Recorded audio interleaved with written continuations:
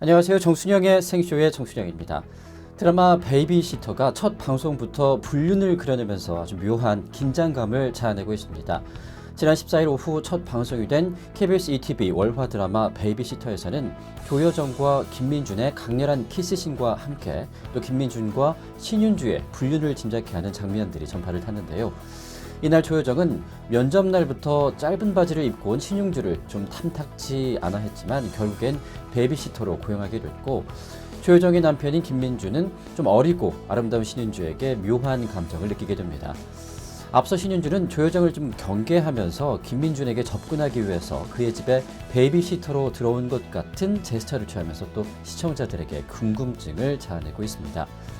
베이비시터는 유복한 집안의 새 아이를 돌보는 부모와 또 그 집의 남편, 아내에게서 벌어지는 일을 그린 미스터리 스릴러 드라마입니다. 이야기는 좀 흥미로웠지만 근데 어제 방송은 좀 배우들의 어색한 연기력이 좀 아쉬움으로 남았다라는 평가가 나오고 있는데요. 특히 신의 신윤주는 부자연스러운 표정 연기와 또 부정확한 발음으로 방송을 보는 내내 시청자들에게 좀 불안감을 던져줬습니다. 신선한 비주얼에 또 풋풋한 느낌은 있었는데요. 한눈에 남자들의 마음을 뺏는 좀 치명적인 파무파탈의 매력은 없었다라는 평가입니다. 또 남자 주인공 김민준 역시 베이비시터에 흔들리는 남성의 심리 변화를 좀 디테일하게 캐치해내는 데는 실패했지 않느냐라는 평가들도 나오고 있는 상황입니다. 시청자들은 부모 역할 때문에 몰입이 힘들다, 또 책 읽는 말투가 좀 어색하다라는 등등의 평가들을 내리고 있습니다. 베이비시터는 시청률로도 3.1%를 기록해서 전작인 무림학교의 마지막 시청률 3.7%보다도 좀 낮은 성적을 받은 상태입니다.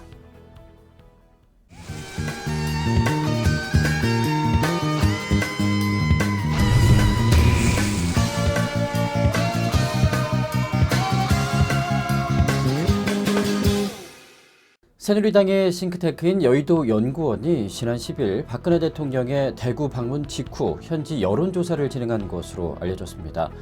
한국일보의 보도에 따르면 박근혜 대통령의 방문 사흘 뒤인 13일 A리서치와 B여론연구소가 유승민 의원 지역구인 대구 동을을 비롯해서 대구 전 지역 여론조사를 단행한 것으로 알려졌는데요.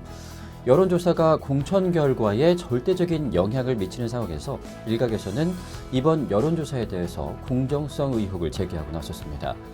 새누리당 공천관리위원회는 지금까지 4개 지역구 공천 결과만 발표한 상태로 유승민 등을 포함한 나머지 8개 지역구 공천은 이번 여론조사 결과가 최대 변수로 작용할 전망입니다. 이 박근혜 대통령의 대구 행보 이후 조사가 이뤄진 만큼 이들에게 좀 유리한 공천 결과를 만들려는 것이라는 그런 의심이 당내에서도 제기가 되고 있는 상황입니다. 앞서서 청와대는 박 대통령의 대구행은 경제적인 행보다라면서 일각의 정치적인 해석을 경계하고 나섰는데요.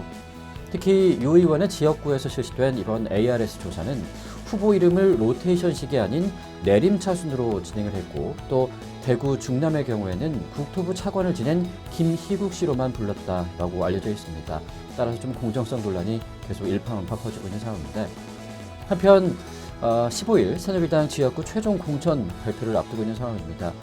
유승민 의원은 이번 공천 결과와 관련해서는 계속해서 침묵을 지키고 있는데요. 이날 새누리당 공천관리위원회는 경선 지역 그리고 우선 단수 추천 지역에 대한 6차 발표에서도 유 의원의 공천 발표는 미루었습니다. 소위 유승민계 핵심으로 불리는 대구 지역의 김상훈, 김미국, 유성걸 의원에 대한 공천 심사도 함께 보류가 된 상황입니다.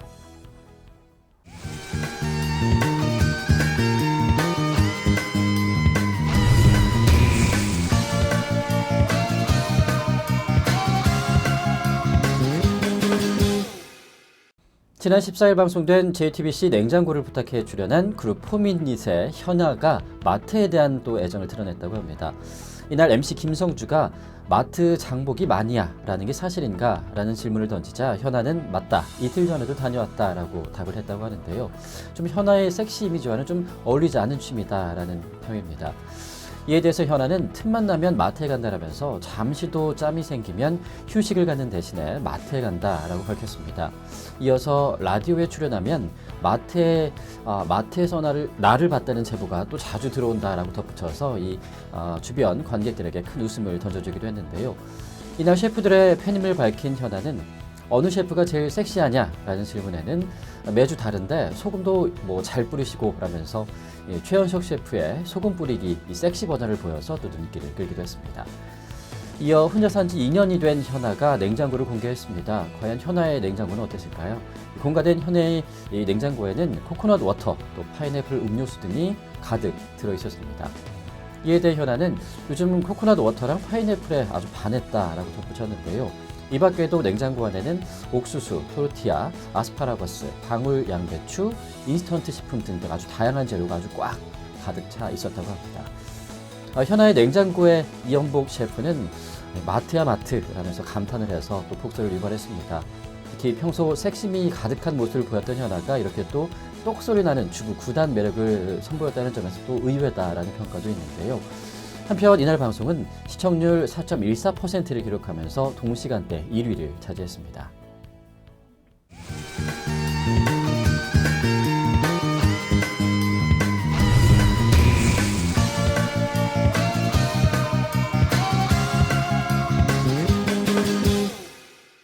새누리당 대구 현역 의원 중 일부가 4.13 공천에서 컷오프 탈락하면서 향후 행보가 주목되고 있습니다. 이한구 공천관리위원장은 지난 14일 대구의 비박계 3선인 유승민, 주호영 의원과 또 친박계 3선인 서상기 의원의 일괄 탈락을 요구해서 공천관리위 내부에서 격론이 벌어진 것으로 전해지고 있습니다. 실제로 주 의원과 서 의원은 이날 발표된 6차 공천 심사 결과에서 컷오프가 됐는데요. 특히 주 의원은 텃밭인 대구에서 내리 3차례 당선된 점을 들면서 서성기 의원과 함께 공천 배제 검토 대상자로 삼은 것으로 보입니다. 주 의원의 지역구에는 친박계로 분류되는 이인선 전 경상북도 경제부지사를 여성 우선 추천하는 대신 또 주 의원에게는 서상기 의원 지역구로 옮기는 게 어떻겠느냐라고 제안을 했지만 주 의원이 이에 대해서 거부했다는 후문도 나오고 있는 상황입니다. 주호영 의원은 이날 결과 발표 후에 지역구 관리와 의정 활동 등을 가장 열심히 해서 단독으로 공천을 신청한 제 지역에 아무런 이유 없이 우선 추천 지역을 들이댔다라면서 이는 대구 시민에 대한 모욕이자 능멸이다. 이런 폭거가 없다라고 아주 굉장히 일갈을 하기도 했다고 합니다.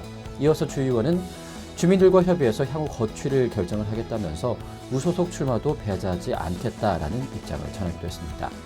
특히 주 의원은 이 위원장을 향해서 지역구 관리를 가장 엉망으로 해서 지역구를 버리고 도망간 사람, 완전히 정신 나간 사람이라는 표현까지 서슴지 않았는데요.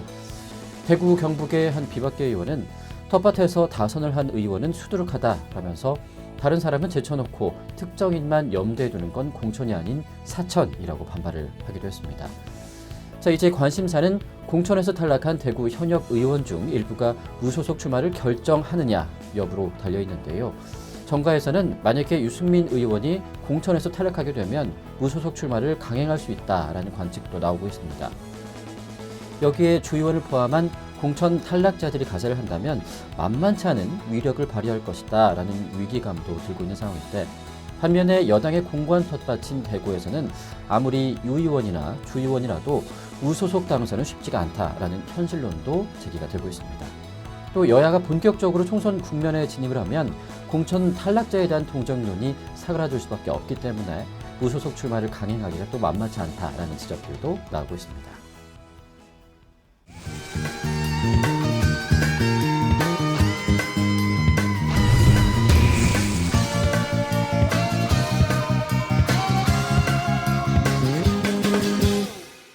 메이저리그 시범경기에서 오승환과 박병호의 맞대결이 성사가 됐습니다. 과연 누가 이겼을까요? 결과는 오승환의 승리로 끝났습니다. 오승환은 15일 미국 플로리다주 주피터의 로저 딘 스타디움에서 열린 미네소타 트윈스와의 홈경기에서 6회 팀의 세 번째 투수로 등판해서 1이닝 1탈삼진 무실점을 기록을 했습니다. 타석에는 이날 5번 타자 1루수로 선발 출전한 박병호가 들어섰는데요. 오승환은 박병호의 모습을 보자마자 씩 웃어 보이기도 했습니다. 박병호도 빅리그 무대에서 만난 한국인 선배를 향해서 눈인사를 하면서 두 사람이 좀 아는 척을 하기도 했는데, 하지만 승부에 돌입하자마자 두 사람은 바로 진지해졌습니다. 초구 직구로 스트라이크 콜을 받은 오승환은 2, 3구째 볼을 던졌고 4구째 직구로 헛스윙을 유도한 뒤 시속 134km짜리 스플리터로 다시 헛스윙을 끌어내서 삼진을 잡았습니다. 오승환이 메이저리그 시범 경기 네 번째 등판에서 기록한 첫 삼진이기도 한데요. 이날 경기까지 무실점을 기록하면서 메이저리그 시범 경기 4경기 4와 3분의 1이닝에서 무실점을 이어갔습니다. 오승환에 앞서서 등판한 선발 마이클 리크는 4이닝 1피안타 6탈삼진 무실점을 기록을 했고요. 또 두 번째 투수 세스 메네스는 1이닝 4피안타 2실점으로 약간 주춤한 모습을 보이기도 했습니다. 승부 자체만으로도 한국 야구 팬에게는 이날 참 큰 즐거움을 주는 그런 경기였다라고도 할 수가 있을 텐데, 하지만 박병호에게도 이날 경기는 좀 소득이 있기도 했습니다. 5회 두 번째 타석에서 이루수 키를 넘어가는 중전 안타를 치면서 6경기 연속 안타를 기록을 한 건데요.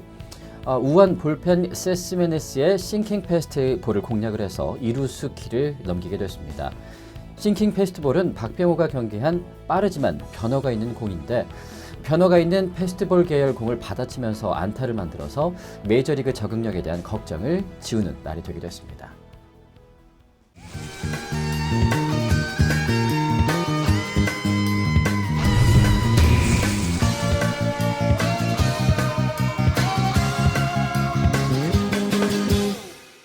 이세돌 구단과 바둑 인공지능 알파고와의 마지막 대국이 다가왔습니다.